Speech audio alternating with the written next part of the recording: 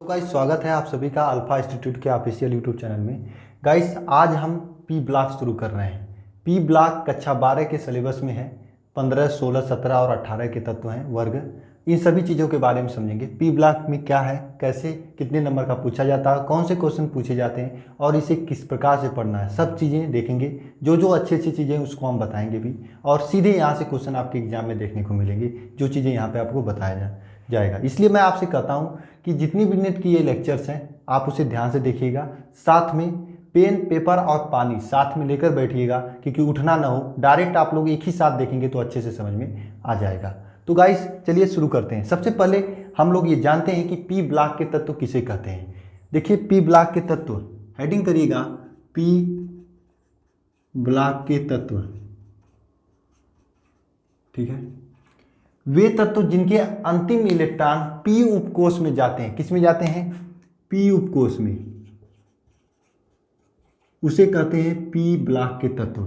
वे तत्व जिनके अंतिम इलेक्ट्रॉन पी उपकोष में जाते हैं पी ब्लॉक के तत्व कहे जाते हैं। जैसे वर्ग, आपके वर्ग 13 के तत्व, 14 के तत्व, 15 के तत्व, 16 के तत्व, 17 और 18 के तत्व, ये ऐसे तत्व हैं जिनके तत्वों की अंतिम इलेक्ट्रॉन पी उपकोष में जाता है, इसलिए इन्हें पी ब्लॉक के तत्व कहे जाते हैं। वर्ग 13 में कौन से तत्व आते हैं? आपका बोरान परिवार के तत्व आते हैं। वर्ग 14 में कौन आता है? कार्बन परिवार के।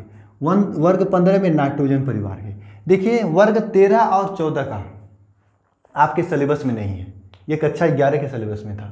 12 में आपको वर्ग 15 के आगे पढ़ना है, और हम आज के लेक्चर में वर्ग 15 को ही शुरू करेंगे।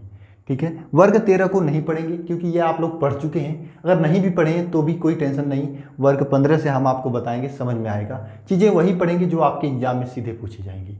ठीक है, वर्ग 15 यानी नाइट्रोजन परिवार के तत्व आपके सिलेबस में है, इसी को पढ़ेंगे। देखिए वर्ग 15 के तत्व जो है यहाँ से आपके एग्जाम में क्वेश्चन पूछे जाते हैं। पी ब्लॉक के तत्व बात करें तो यहाँ से 7 अंक के आपके एग्जाम में क्वेश्चन पूछे जाएंगे, 7 अंक के। ठीक है, और इस सप्ताह में आपका पी ब्लॉक का तत्व खत्म हो जाएगा। अच्छे तरीके से हम लोग कंप्लीट कर देंगे, और इसके प्रीवियस ईयर क्वेश्चन के साथ में अनसाल भी कर देंगे इस सप्ताह में। इसलिए आज हम वर्ग 15 के तत्वों की कुछ एक टॉपिक्स को देखने जा रहे हैं। तो देखिएगा, आप लोग हेडिंग करिएगा वर्ग 15 के तत्व।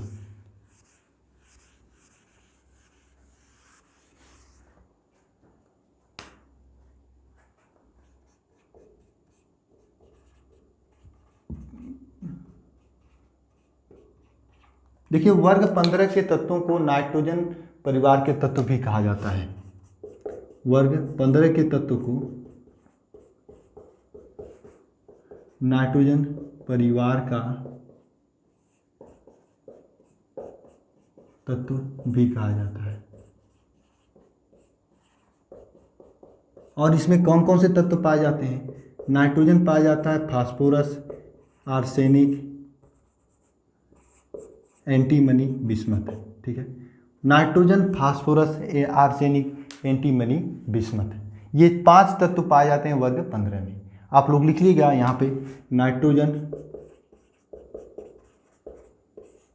ये है आपका फास्फोरस, ये है आपका आर्सेनिक, यह क्या है? एंटीमनी, यहाँ पर बिस्मथ है। क्या वर्ग 15 के तत्व को नाइट्रोजन परिवार के तत्व भी कहा जाता है। इसमें 5 तत्व पाए जाते हैं, नाइट्रोजन, फास्फोरस, आर्सेनिक, एंटीमनी और बिस्मथ। इसे कैसे याद रखोगे कि कौन कौन से तत्व पाए जाते हैं? इसका नाम देखिए, इसका ट्रिक है NPAS। NPAS सब हैं भाई, ये परिवार का तत्व आपको याद हो गया। NPAS सब हैं भाई। फिर से सुनिए, NPAS सब हैं भाई। एक साथ एक बार हमारे साथ बोलिए आप लोग, NPAS सब हैं भाई। ये आपको याद हो गया, नाइट्रोजन परिवार के तत्व याद हो गया तो बहुत अच्छी बात है। चलिए इसके बाद हम इनका परमाणु क्रमांक लिखेंगे और इसकी आवर्त सारणी में स्थिति की विवेचना करेंगे, क्योंकि क्वेश्चन आपके एग्जाम में पूछा गया था 2017 में, 80 में नहीं पूछा गया, 19 में और 20 में नहीं पूछा गया, 20 में भी पूछा गया था। क्या? नाइट्रोजन परिवार के तत्वों की आवर्त सारणी में स्थिति की विवेचना कीजिए। क्वेश्चन को देख लीजिए एक बार। नाइट्रोजन परिवार के तत्वों की आवर्त सारणी में स्थिति की विवेचना कीजिए।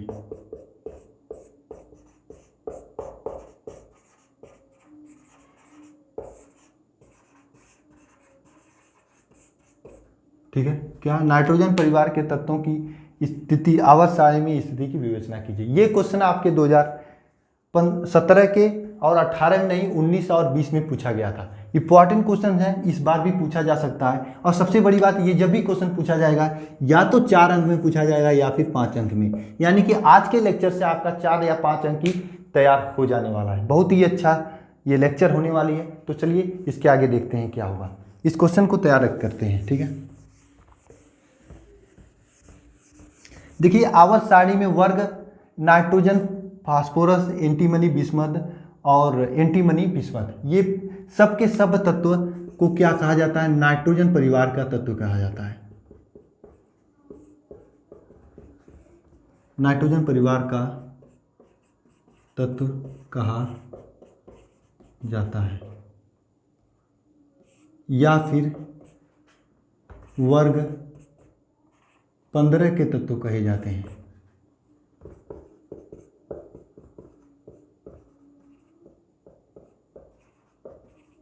ठीक है, क्योंकि इसे वर्ग 15 में रखा जाता है। ठीक है, इसकी परमाणु क्रमांक की बात करें तो नाइट्रोजन की परमाणु क्रमांक 7 होता है, इसका 15 होता है, इसका 33 होता है, इसका 51 होता है। और बिस्मथ का क्या होता है आपको मालूम होगा, बिस्मथ का परमाणु क्रमांक 83 होता है। ठीक है, कैसे याद रखेंगे इन परमाणु क्रमांकों को? ये सबसे बड़ी बात आती है, कुछ लोगों को समस्या आती है। देखिए आप क्या करेंगे, नाइट्रोजन का याद रखना, ये 7 होता है। नाइट्रोजन से फास्फोरस पे जाने के लिए +8 करेंगे, इसके बाद +18 करेंगे, इसके बाद भी +18 करेंगे और लास्ट में +32। आपका ये परमाणु क्रमांक याद हो जाएगा। सबसे पहले 7 रखेंगे, उसके बाद 18 जोड़ेंगे, फिर 18 जोड़ेंगे, फिर 32 जोड़ेंगे, तो ये सभी का परमाणु क्रमांक याद हो जाएगा। अब इनका इलेक्ट्रॉनिक विन्यास करने का बारी आती है। और इलेक्ट्रॉनिक विन्यास सबसे आसान चीज़ें हैं, आप लोग काफ़ी दिनों से करते आ रहे होंगे, 11 में भी काफ़ी बार किए होंगे। आज हम फिर से आपको इलेक्ट्रॉनिक विन्यास करने सिखा रहा हूँ। ध्यान से समझिएगा इलेक्ट्रॉनिक विन्यास को, क्योंकि इलेक्ट्रॉनिक विन्यास के साथ में आवर्त सारणी में स्थिति की विवेचना की जाती है। चलिए देखते हैं। देखिए यहाँ पर हम इसको लिख रहे हैं, चूँकि बड़ा होता है इलेक्ट्रॉनिक विन्यास लिखना। देखिए 7 हो गया आपका नाइट्रोजन का, 15 हो गया फास्फोरस का, 33 हो गया आर्सेनिक का, 51 हो गया आपका एंटीमनी का और 83 बिस्मथ का। चलिए ठीक है, सबसे पहले इलेक्ट्रॉनिक विन्यास लिखते समय आपको एक चीज़ जाननी है। क्या जानना है? एक सीरीज है, आपको याद करनी पड़ेगी। उस सीरीज को एक बार याद कर लोगे तो आप आँख मूंद कर इलेक्ट्रॉनिक विन्यास लिख लोगे। क्या सीरीज है? यहाँ पर मैं लिख रहा हूँ, देखना क्या होता है। 1s2, ठीक है, बड़ा बड़ा 1s2, 2s2, 2p6, 3s2, 3p6, 4s2। यहाँ पर इसके बाद देखिए 3p6 तक आप लिखेंगे, 1s2, 2s2, 2p6, 3s2, 3p6, यहाँ तक आप याद कर लेंगे। याद करने के बाद इसके आगे आपको क्या करना है, s d p, फिर लिखना है s d, एक मिनट, इसको हम एक ही साथ लिखते हैं। ठीक है, देखिए यहाँ से एक बार आप ये ट्रिक समझ जाएंगे, उसके बाद इलेक्ट्रॉनिक विन्यास लिखने में आपको थोड़ी सी भी समस्या नहीं होगी। देखिए यहाँ से 1s2, 2s2, 2p6, 3s2, 3p6। ठीक है, यहाँ तक तो आपको याद करना पड़ेगा। इसके आगे देखिए आप लिखेंगे यहाँ पर s d p, फिर s d p, फिर इसके आगे हम लिख रहे हैं, देखिए यहाँ पर s f d p, फिर s f d p। इस तरह से आपको लिखना पड़ेगा। देखिए 1s2 2s2 2p6 3s2 3p6 इतना लिखेंगे तो आपका 18 तक होगा। कितना होगा? 18 तक। 18 के आगे आपका इलेक्ट्रॉनिक विन्यास लिखना होगा तो इसका यूज करना पड़ेगा। देखिए कैसे इसका यूज करते हैं। देखिए यहाँ पर 3s2 हो गया तो इसके बाद s आ रहा तो इसको क्या लिखेंगे? 4 लिखेंगे। और 3p हो गया, इसके आगे p आ रहा तो इसको 4 लिखेंगे। इसके बाद देखिए यहाँ पर d है। क्या है? d है। तो देखिए d नहीं आया तो d के यहाँ पे 3 लिखेंगे। सिमिलरली यहाँ पर देखिए क्या करेंगे, 5s लिखेंगे, 5p लिखेंगे, यहाँ पर 3 के बाद 4d रख देंगे। ठीक है, 5s 5p 4d हो जाएगा। इसी तरह यहाँ पर देखिएगा आरी आरी है, यहाँ पर s और p है तो s और p को लिखते समय यहाँ पर 6 लिखेंगे, 6 लिखेंगे। इसके बाद देखिए 4 लिखेंगे, यहाँ पर देखिए 5 आ जाएगा, क्योंकि यहाँ 4d हो चुका है 5 आ जाएगा। इसी प्रकार आगे लिखेंगे। देखिए ये सीरीज आपको याद रखना पड़ेगा, ये सीरीज यहाँ तक याद रखना पड़ेगा। इसके आगे आपको लिख लेंगे 1 सेकेंड में। देखिए कैसे लिखते हैं, कैसे यूज करते हैं। देखिए आपका नाइट्रोजन का परमाणु क्रमांक 7 है तो इस सीरीज में हम चलेंगे यहाँ से 1s2 2s2 2p6 है। तो यहाँ पर अगर हमें 7 लिखना है तो इस सीरीज को उठाएंगे, यहाँ पर लिखेंगे 1s2 2s2 2p6 लिखेंगे तो ज़्यादा हो जाएगा। 2 2 4 6 4 10 हो जाएगा, इसलिए हम यहाँ पर 3 लिखेंगे। नाइट्रोजन का इलेक्ट्रॉनिक विन्यास हो गया। इसी तरह सबका लिखेंगे, अभी समझना देखना है। अब इसके बाद हम फिर से इसी सीरीज को उठाते हैं, फास्फोरस का लिखते हैं। फास्फोरस का परमाणु क्रमांक 15 है। शुरू करते हैं। देखिए 1s2 2s2 2p3 नहीं, अब यहाँ पर 6 लिखेंगे। देखिए 4s2 4p6 लिखिए, ज़्यादा हो जा रहा है, 18 हो जा रहा है, इसलिए यहाँ पर कम करके 3 लिखेंगे। आपका फास्फोरस का हो गया। अगर आपका एंटीमनी का लिखना हुआ 33 तो इसी सीरीज का यूज करेंगे। कैसे करेंगे देखना ध्यान से यहाँ पर। ठीक है, 1s2 लिखेंगे, फिर 2s2 लिखेंगे, 2p6 लिखेंगे, 4s2 लिखेंगे, 4p6 लिखेंगे। आपका कितना हो गया? सॉरी यहाँ पर 3 होगा, 2 के बाद 3 आएगा, ये बात आप ध्यान रखना। ठीक है, यहाँ पर भी 3 होगा।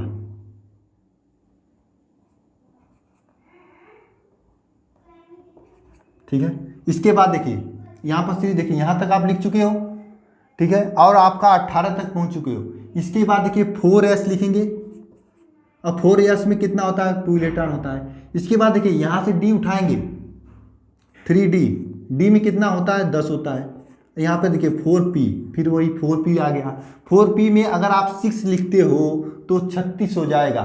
6 नहीं लिखना है, 33 तक पहुँचना है, इसलिए 3 लिखोगे। ऐसे इलेक्ट्रॉनिक विन्यास लिखा जाता है। केवल आपको ये सीरीज याद रखना पड़ेगा, आप कर सकते हो एक दिया में, इस सीरीज को याद रखकर। ठीक है, इसके बाद आप देखते हैं 51 का लिख कर देखते हैं कैसे लिखेंगे। देखिए 1s2 2s2 2p6 है, 3s2 3p6, 4s2 3d10 4p3 4p6 तक तो लिख लिया आप यहाँ तक, यानी यहाँ तक आप आ गए, 4p6 तक लिख दिए। लेकिन आप पहुँचे हो 36 तक, आपको पहुँचना है 51 तक, 51 तक पहुँचना है। तो इसके बाद क्या आ रहा है? 4p6 यहाँ तक आ गया। इसके बाद क्या आ रहा है? 5p6, 5s आ रहा है। इसके बाद क्या आ रहा है? 4d आ रहा है। इसके बाद फिर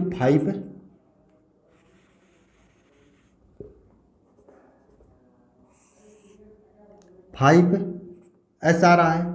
इसके बाद देखिए क्या आ रहा है? 4d आ रहा है, फिर यहाँ पे 5p आ रहा है। ठीक है, यही आ रहा है ना? थोड़ा बड़ा लिखते हैं, 1 मिनट। देखिए यहाँ पर क्या आ रहा है? 5s आ रहा है, 4d आ रहा है, 5p आ रहा है। ठीक है, 5s आ रहा है, 4d आ रहा है, 5p आ रहा है। अब देखिए ध्यान से, इसके बाद देखिए s में 2 इलेक्ट्रॉन भरते हैं तो 36 के बाद 38 हो गया। इसके बाद देखिए d में 10 इलेक्ट्रॉन भरते हैं, आपको मालूम होगा, 48 हो गया। आपको जाना है 51 तक। 48 में 3 जोड़ोगे तो आ जाएगा 51। इस तरह आप किसका लिख लोगे? एंटीमनी का लिख लोगे। बोलिए आपको समझ में आया कि नहीं इलेक्ट्रॉनिक विन्यास कैसे लिखना है। आपको ये सीरीज याद रखना है, आप खट से इलेक्ट्रॉनिक विन्यास लिख दोगे। अगर नहीं हो तो आप अपने प्रश्न पत्र पे ये सीरीज लिख कर चले जाइए एग्जाम में। और याद करने का ट्रिक भी तो मैंने बता दिया, यहाँ तक आपको याद रखना है। इसके बाद देखिए SDP रखना है, SDP लिखना है, SFDP लिखना है, SFDP, ठीक है, SDP SDP SFDP SFDP। और देखिए यहाँ आरी आप लिखेंगे, 3 आ गया तो 4 4 5 5, यहाँ 3 4 5 6, ऐसी इस तरह से लिखना है। आपको समझ में आया कि नहीं, लिख लोगे कि नहीं ये सीरीज। इसके बाद बिस्मथ का कैसे लिखना है मैं आपको नहीं बताऊंगा, बिस्मथ का आपको स्वयं लिखकर प्रैक्टिस करना है इलेक्ट्रॉनिक विन्यास। और इसी तरह से हर एक परिवार के इलेक्ट्रॉनिक विन्यास लिखेंगे, क्योंकि 15 के बाद आपको 16 का जब पढ़ेंगे तो इसी तरह से इलेक्ट्रॉनिक विन्यास लिखेंगे। आप अगर हमसे कनेक्टेड रहोगे तो 16 का भी इलेक्ट्रॉनिक विन्यास समझने में लिखने में आपको समस्याएं नहीं आएंगी, ठीक है। बिस्मथ का इलेक्ट्रॉनिक विन्यास आप स्वयं लिखोगे, यहाँ तक मैंने आपको बताया हूँ। देखिए इसका इलेक्ट्रॉनिक विन्यास एक तरीके से और लिखा जा सकता है, वह तरीका क्या है अभी आपको मैं बताता हूँ।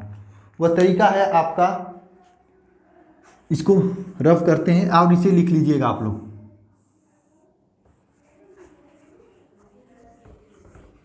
देखिए वह तरीका क्या है।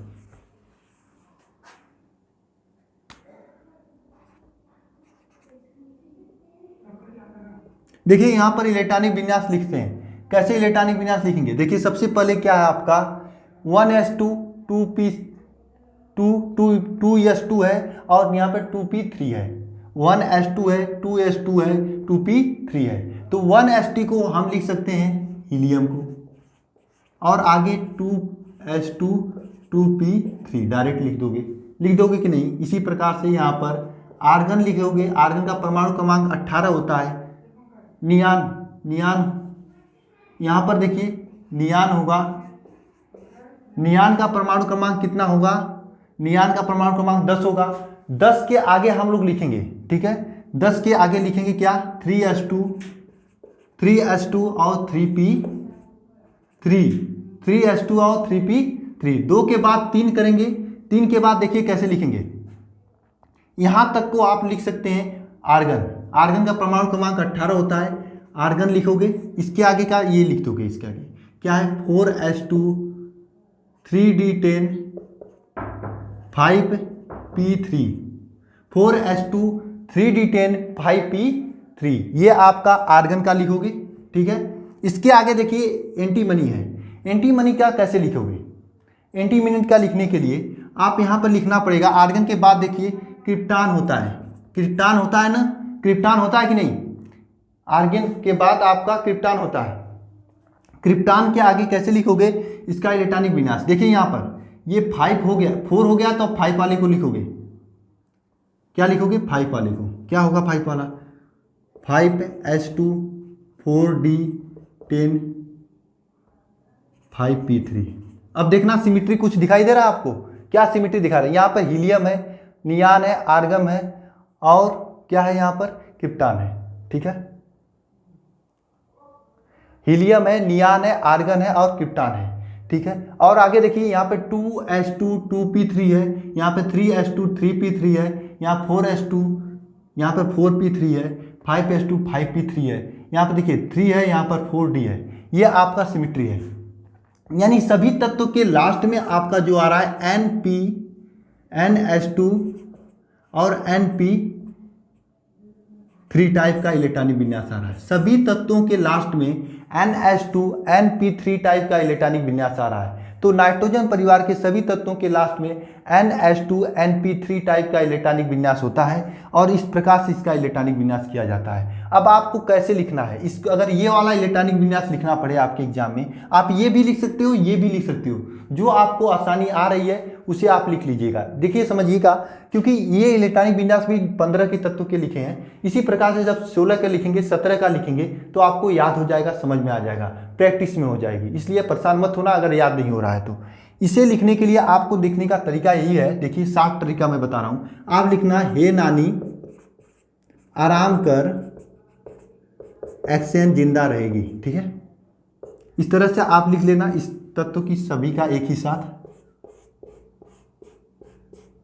और आपको मालूम कि ns2 np3 टाइप का इलेक्ट्रॉनिक विन्यास होता है, तो यहाँ पर 2 से शुरू करना है, 2s2 2p3 3s2 3p3, यहाँ पे देखिए 4s2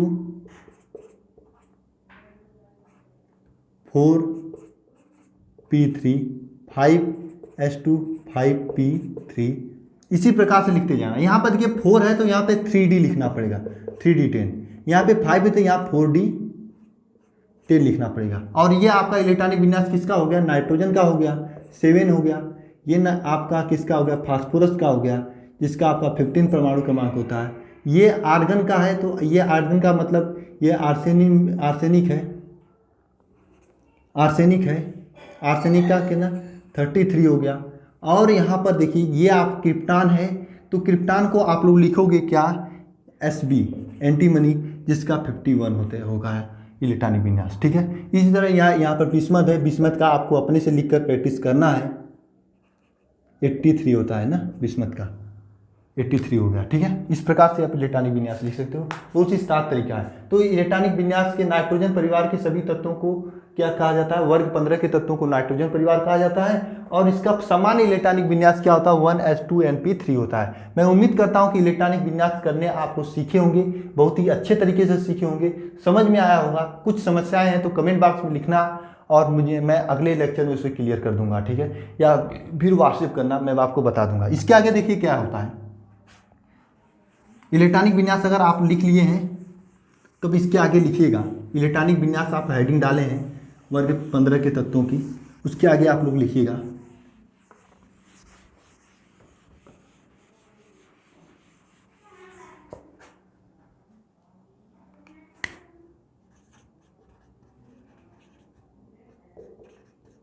इलेक्ट्रॉनिक विन्यास। इलेक्ट्रॉनिक विन्यास के हेडिंग है और हेडिंग के बाद इसे लिखिएगा इसके आगे वर्ग 15 के तत्वों की, वर्ग 15 के तत्वों की सामान्य इलेक्ट्रॉनिक विन्यास, वर्ग 15 के तत्वों की सामान्य इलेक्ट्रॉनिक विन्यास NS2np6 प्रकार का होता है। ये आप देखें कि किस प्रकार से 1s2np6 प्रकार से होता है। पूरा इलेक्ट्रॉनिक विन्यास आप लोग सीखे हैं, समझे हैं। अब इसके बाद इलेक्ट्रॉनिक विन्यास के बाद आप लोग हेडिंग करिएगा संयोजकता। इसकी आवर्त सारणी में स्थिति की विवेचना कर रहे हैं। इलेक्ट्रॉनिक विन्यास के बाद आप लोग संयोजकता हेडिंग करिएगा। क्या, संयोजकता।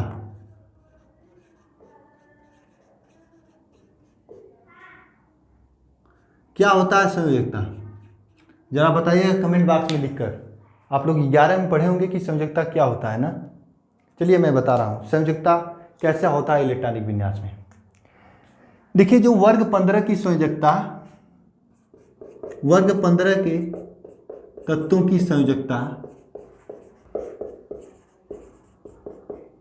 क्या होता है, वर्ग 15 के तत्वों की संयोजकता +3 और +5 होती है। नाइट्रोजन केवल +3 संयोजकता प्रदर्शित करता है।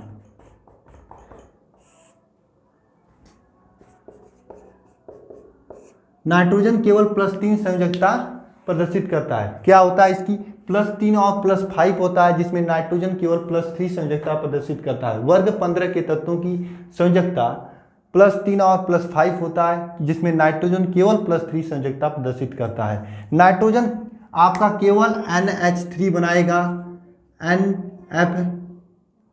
NCl3 बनाएगा, जबकि NF5 नहीं बनाता है और NCl5 नहीं बनाता है। क्यों, क्योंकि इसकी संयोजकता बस +3 होती है, +5 नहीं होती, इसलिए नहीं दर्शाता है। फास्फोरस की बात करें तो फास्फोरस आपका सब कुछ बना देगा। फास्फोरस आपका PH3 बना देगा, जिसे फास्फिन गैस कहते हैं। आप लोग बहुत यूज सुने होंगे फास्फिन गैस का नाम। आपका PF5 बना देगा, PCl3 बनाता है, PCl5 बनाता है। यानी कि नाइट्रोजन फास्फोरस आपका +5 संयोजकता भी प्रदर्शित करता है, जबकि नाइट्रोजन +5 संयोजकता प्रदर्शित नहीं करता है, केवल +3 संयोजकता प्रदर्शित करता है। अब ऐसा क्यों करता है, ये प्रश्न आपके दिमाग में आ रहा होगा, तो आने दीजिए, मैं आगे चल के बताऊंगा, यहाँ पर नहीं बताऊंगा। यहाँ पर हम स्थिति की विवेचना कर लें, उसके बाद समझ में आएगा। लेकिन आप इतना याद कर लीजिए कि वर्ग 15 के तत्वों की +3 और +5 संयोजकता होती है, जिसमें नाइट्रोजन केवल +3 संयोजकता दर्शाता है, अन्य तत्व +3 के साथ साथ में +5 भी संयोजकता प्रदर्शित करते हैं। नेक्स्ट हेडिंग करिएगा आप लोग, धात्विक गुण।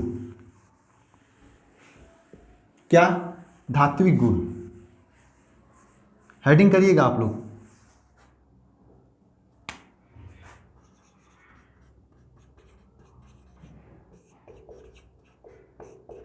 वर्ग 15 के तत्वों की धात्विक गुण ऊपर से नीचे जाने पर बढ़ती है। क्या होता है? वर्ग 15 के तत्वों की धात्विकता ऊपर से नीचे जाने पर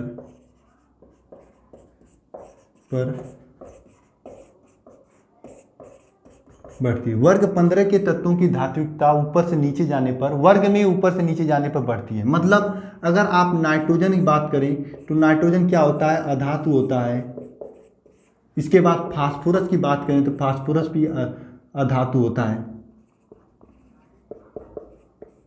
इसके बाद अगर बात करें नाइट्रोजन, फास्फोरस, आर्सेनिक की क्या होता है? उपधातु होता है। उसके बाद आपकी आर्सेनिक के बाद आता है एंटीमनी, ये भी आपका उपधातु होता है। एंटीमनी के बाद आपका बिस्मथ होता है, ये धातु होता है। यानी वर्ग 15 के तत्व ऊपर से नीचे जा रहे हैं। देखिए पहले अधातु है, उसके बाद धातु है, उपधातु, उसके बाद धातु है। यानी पहले नाइट्रोजन है, फास्फोरस है, आर्सेनिक है, एंटीमनी है और बिस्मथ है। यानी इस प्रकार से बढ़ता है, ऊपर से नीचे जाने पर बढ़ती हुई धात्विकता। यानी कि वर्ग 15 में अगर हम ऊपर से नीचे जाएं तो धात्विकता बढ़ती है। नाइट्रोजन अधातु होता है, फास्फोरस भी अधातु होता है, आर्सेनिक क्या होता है? उपधातु होता है, एंटीमनी उपधातु होता है, बिस्मथ भी धातु होता है। ऊपर से नीचे जाने पर धात्विकता वर्ग 15 में बढ़ती है। क्यों बढ़ती है? ये सब चीज़ें आपको समझ में आ जाएंगी आगे चल के धीरे धीरे, ठीक है। ये आप लोग लिख लीजिएगा, धात्विकता। एक प्रश्न है जो कि आपके बोर्ड एग्जाम में पूछा गया था, 2015 के बोर्ड एग्जाम में पूछा गया था। बहुत अच्छा प्रश्न था, बहुविकल्पी में था। और यही प्रश्न आप देखेंगे तो 2018 या 19 के BHU एंट्रेंस एग्जाम में पूछा गया था। क्या था प्रश्न? ध्यान से समझिएगा। अगर आप ये चीज़ें पढ़े रहेंगे तो एक बार में आ जाएगा। प्रश्न का आंसर हम नहीं बताएंगे, आप लोग कमेंट बॉक्स में कमेंट करके बताएंगे। क्वेश्चन क्या है?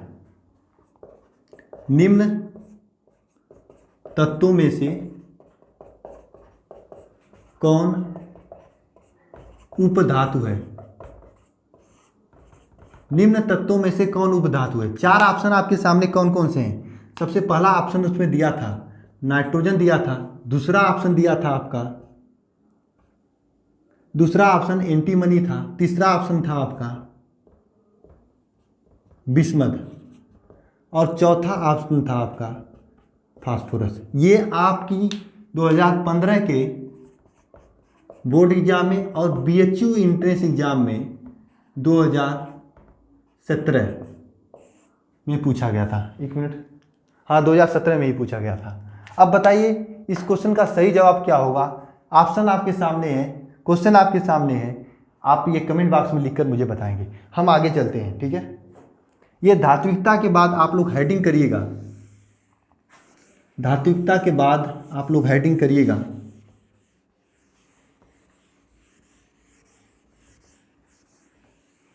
क्या हेडिंग करेंगे? आयनन ऊर्जा। देखिए आयनन ऊर्जा तो बहुत कुछ बातें हैं इसमें, क्योंकि यह अर्धपूरी कक्षा इसमें है उपकोष, लेकिन हम यहाँ पर थोड़ा शॉर्ट में आपको बताने की कोशिश कर रहे हैं, क्योंकि बोर्ड एग्जाम में उतना डीपली नहीं पूछा जाता है। लेकिन आप लोग हेडिंग करिएगा आयनन ऊर्जा।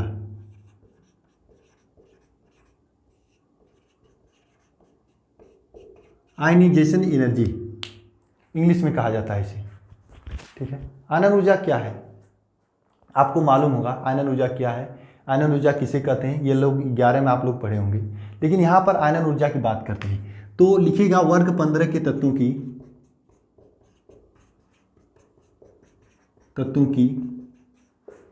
आयनन ऊर्जा ऊपर से नीचे जाने पर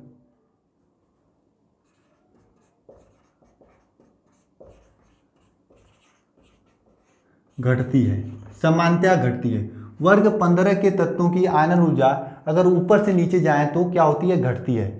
ठीक है, क्यों घटती है ये सब चीज़ें आपको हम बताएंगे, लेकिन यहाँ पर समझिए बस कि वर्ग 15 के तत्वों की आयनन ऊर्जा ऊपर से नीचे जाने पर घटती है। आयनन ऊर्जा किसे कहते हैं, देखिए किसी भी तत्व के बाहरी विलग गैसित परमाणु के बाहरी कक्षा से एक इलेक्ट्रॉन बाहर निकालने में जो ऊर्जा की आवश्यकता होती है उसे आयनन ऊर्जा कहते हैं। फिर से समझिएगा, विलग गैसीय परमाणु के बाहरी कक्षा से, बाह्यतम कक्षा से एक इलेक्ट्रॉन बाहर निकालने में जो ऊर्जा आपको चाहिए या निर्मुक्त होगी, जो ऊर्जा की आवश्यकता होगी, उस ऊर्जा को आयनन ऊर्जा कहते हैं। ये आप लोग कक्षा 11 में पढ़े होंगे, जरूर पढ़े होंगे आप लोग, लेकिन ये कक्षा 12 में नहीं पूछा जाता है, इसलिए इसे याद करने की कोई ज़रूरत नहीं है। ठीक है, ये होता है आयनन ऊर्जा।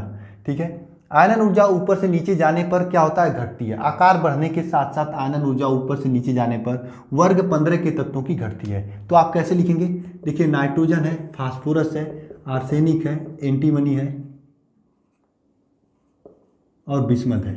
तो इसकी आयनन ऊर्जा का क्रम क्या होगा, ऊपर से नीचे जा रहा है तो घट रहा है।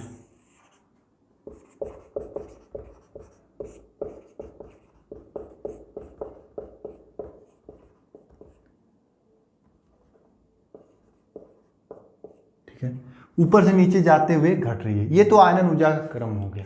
लेकिन अब इसके बाद हम लोग बात करेंगे आयनन ऊर्जा का, अगर वर्ग के में आवर्त की बात करें तो देखिए सामान्यतः आयनन ऊर्जा आवर्त में दाएं से बाएं जाने पर क्या होती है, बढ़ती है। ठीक है, लेकिन यहाँ पर कुछ उल्टा हो जाता है, कुछ उल्टा हो जाता है। क्या उल्टा होता है मैं आपको बताऊंगा अभी। ठीक है, देखिए समानता वर्ग में बाएं से दाएं जाने पर आयनन ऊर्जा क्या होती है, घटती है।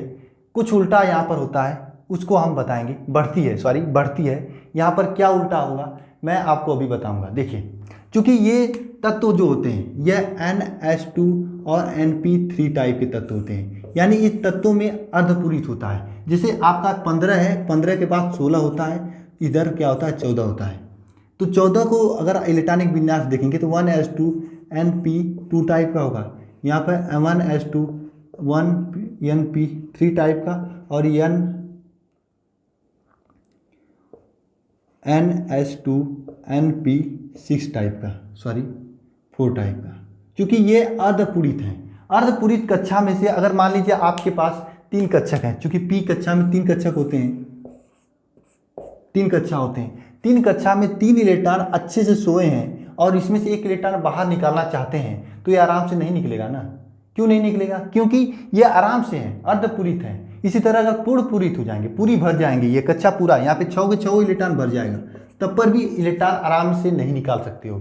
इसलिए इन सभी तत्वों की, यानी वर्ग 15 वाले तत्व की जो आयनन ऊर्जा होता है वह वर्ग 16 के तत्वों से अधिक होती है। वैसे तो होना चाहिए इसका अधिक, क्योंकि इधर जाने पर बढ़ रही है, लेकिन अधिक इसका होता है। ठीक है, क्यों होता है आपको मैं बता दिया, क्योंकि यह अर्धपूरित कक्षा होती है। ये थोड़ा सा एडवांस लेवल का है, आपके एग्जाम में नहीं पूछा जाएगा, मैं आपको एक्स्ट्रा में बता दिया क्या होता है। वैसे तो इसका अधिक होना चाहिए, मतलब 16 वालों का अधिक होना चाहिए, क्योंकि बाएं से दाएं जाने पर बढ़ती है आयनन ऊर्जा, लेकिन यहाँ पर नहीं होगा। क्यों नहीं होगा, क्योंकि वर्ग 15 के तत्वों की अर्धपूरित परमाणु यहाँ पर P3 है, यानी आधा भरा हुआ है कक्षा। जब आधा भरा होता है तो उसमें से एक इलेक्ट्रॉन निकालने में अधिक ऊर्जा की आवश्यकता होती है एज कंपेयर इसके। इसमें तो क्या होगा, P4 लिखोगे तो यहाँ पर इस तरह से होगा ना, देखिए P4, अगर हम इसका लिखना चाहें तो P4 लिखोगे, इस प्रकार से भरा होगा। यहाँ पर देखिए 2 ही कक्षा है, अगर थोड़ा सा गर्म करोगे ये वाला निकल कर ये P3 का विन्यास गर्म पा जाएगा, लेकिन यहाँ पर गर्म करने पर अधिक ऊर्जा की आवश्यकता होगी। क्यों होगी, क्योंकि ये अर्धभरित कक्षा है। ये आप समझना, अर्धभरित पूर्णभरित कक्षा की वजह से ऐसा होता है, क्योंकि इसका वर्ग 15 का जो आयनन विभव है वर्ग 16 से अधिक होता है। जैसा पूछा जाता है एग्जाम में, क्यों वर्ग 15 के आयनन विभव वर्ग 16 से अधिक होते हैं, तो जवाब यह है कि अर्धभरित कक्षा के होने के कारण वर्ग 15 के तत्वों की आयनन विभव वर्ग 16 के तत्वों की आयनन विभव से अधिक होता है। ठीक है, चला इसे लिख लीजिएगा जरा आप लोग।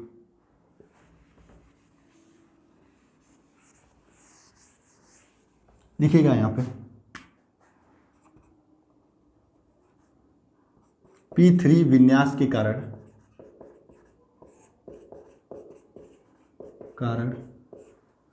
वर्ग 15 के तत्वों की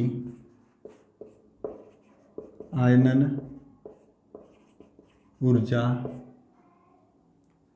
वर्ग 16 के तत्वों से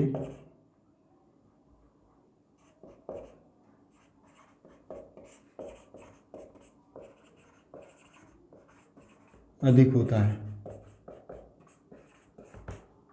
यानी P3 विन्यास के कारण वर्ग 15 के तत्वों की आयनन ऊर्जा वर्ग 16 के तत्वों से अधिक होता है। वैसे अधिक होना चाहिए 16 का, क्योंकि इधर से इधर जाने पर बढ़ रहा है। अवर सारणी में 1 से 16 18 की ओर जाओगे, यानी पहला यहाँ होता है 18 वहाँ पे होता है, 1 से 18 की ओर जाने पर बढ़ता है। लेकिन यहाँ पर वर्ग 15 का अधिक होगा वर्ग 16 से।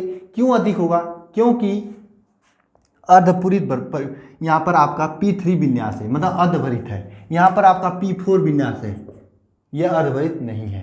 ठीक है, क्यों? आपको समझ में आया होगा कि ऐसा क्यों होता है। आयनन विभव। अब आयनन विभव के बाद हेडिंग करिएगा विद्युत ऋणात्मकता। क्या हेडिंग करिएगा? विद्युत ऋणात्मकता।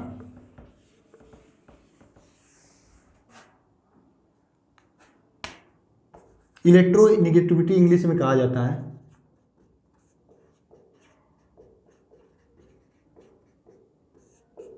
देखिए, विद्युत ऋणात्मकता वर्ग 15 के तत्वों की विद्युत ऋणात्मकता ऊपर से नीचे जाने के साथ साथ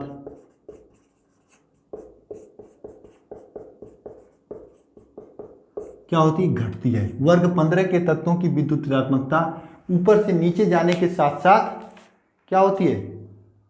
घटती है। अब इसके बाद आप लोग एक आयनन त्रिज्या, आयनिक त्रिज्या समझिएगा।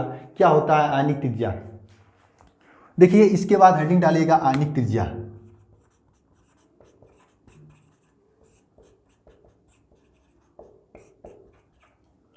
देखिए, वर्ग 15 के तत्वों की आयनिक त्रिज्या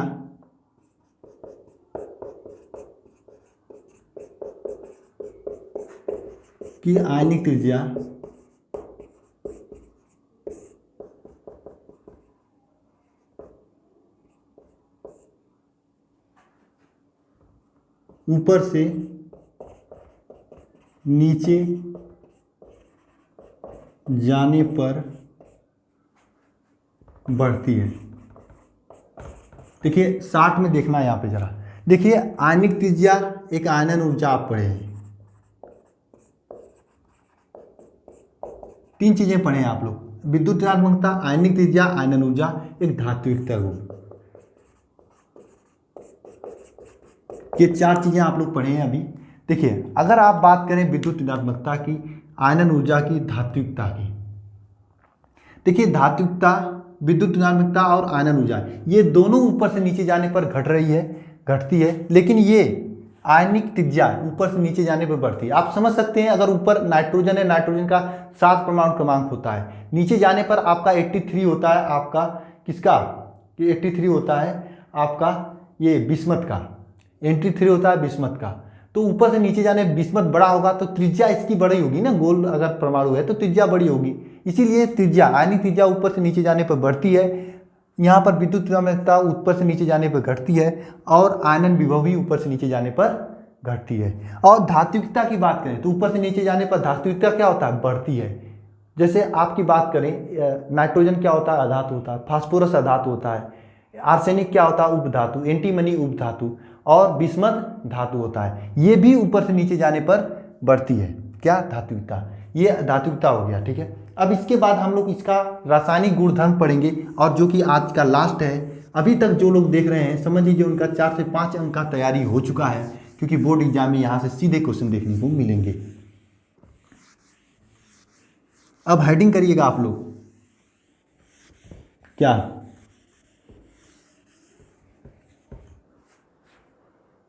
आप लोग हेडिंग करिएगा रासायनिक गुणधर्म, वर्ग 15 के तत्वों की रासायनिक गुणधर्म, वर्ग 15 तत्वों की रासायनिक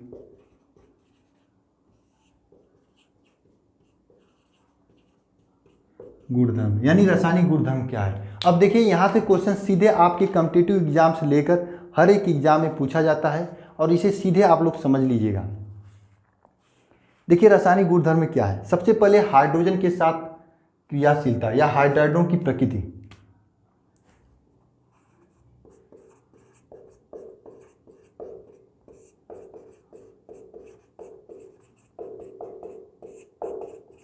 हाइड्राइडों की प्रकृति या हाइड्रोजन के साथ क्रियाशीलता। देखिए आपको मालूम होगा वर्ग 15 के तत्व, वर्ग 15 के तत्व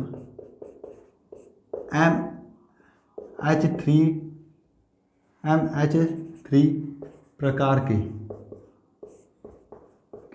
हाइड्राइड बनाते हैं।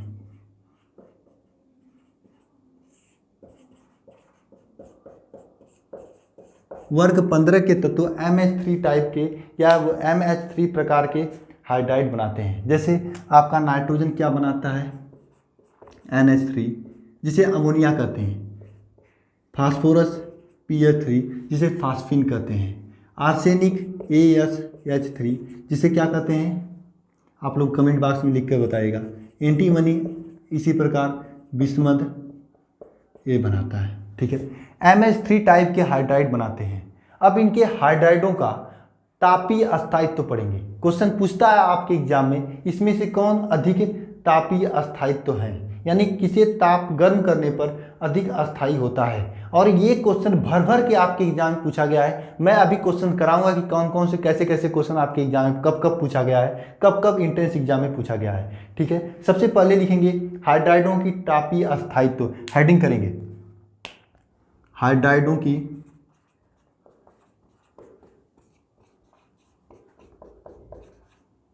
तापीय अस्थायित्व, हाइड्राइडों की तापीय अस्थायित्व।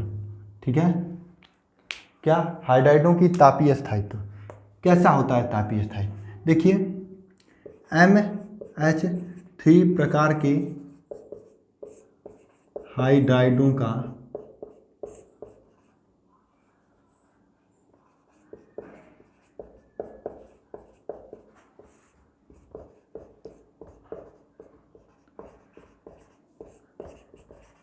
हाइड्राइडों का तापीय अस्थायित्व ऊपर से नीचे जाने के साथ साथ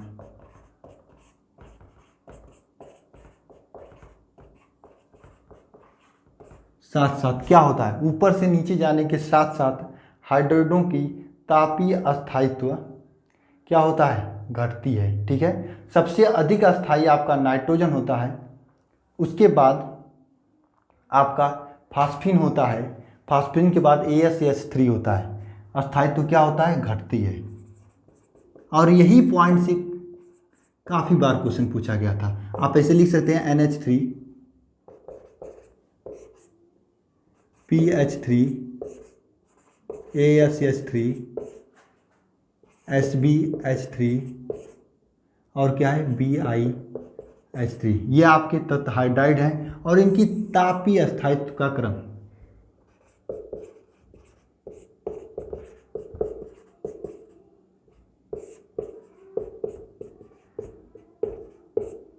ये तापीय अस्थायित्व का क्रम है।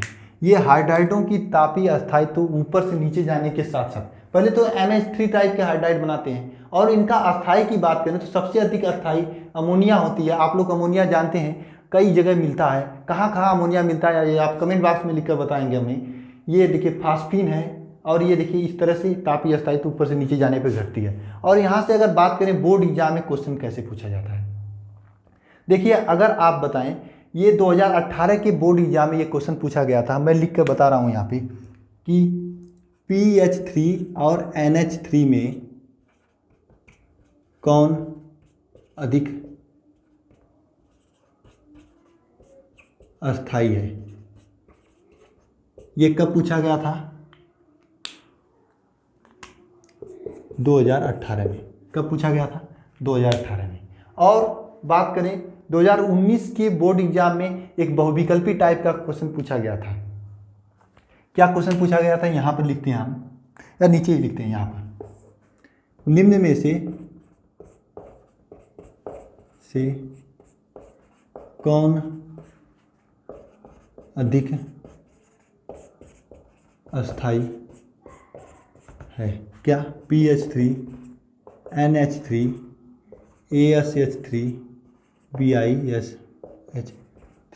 ठीक है, ये आपका फर्स्ट ऑप्शन है, second option, third option, fourth option. ये क्वेश्चन पूछा गया था। ये देखिए क्वेश्चन पूछा गया था 2018 के एग्जाम में, और ये क्वेश्चन 2019 के एग्जाम में पूछा गया था। आप लोग इसे कर लोगे कि नहीं बताइए? तापीय स्थायित्व पढ़ने के बाद कर लोगे कि नहीं? कमेंट बॉक्स में लिख के मुझे बताइएगा इसका जवाब। मैं इसका जवाब जानना चाहता हूँ आप लोगों से। ये है आपका हाइड्रोजन की तापीय अस्थायित्व। ठीक है, नाइट्रोजन परिवार के तत्वों की हाइड्रोजन की प्रतिक्रियाशीलता लिखिए। ये क्वेश्चन आपके 2020 में पूछा गया था। देखिए नाइट्रोजन परिवार के तत्वों की क्वेश्चन ये आपका एक क्वेश्चन हो गया, ये क्वेश्चन दूसरा। यहाँ पर क्वेश्चन क्या पूछा गया था? नाइट्रोजन परिवार के तत्वों की हाइड्रोजन के प्रति क्रियाशीलता लिखिए।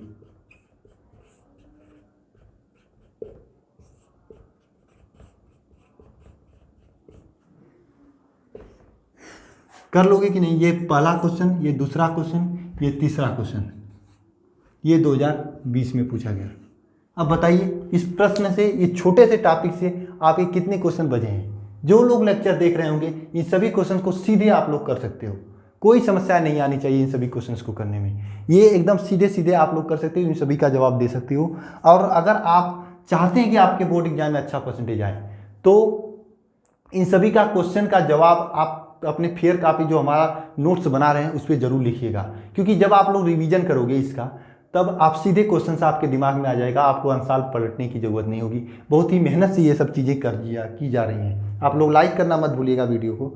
चलिए इसके बाद हेडिंग करिएगा आप लोग, ऑक्साइडों के प्रति नाइट्रोजन परिवार की गुणधर्म। ठीक है, लेकिन एक मिनट, इसको पढ़ने के बाद एक चीज़ और जान लीजिए।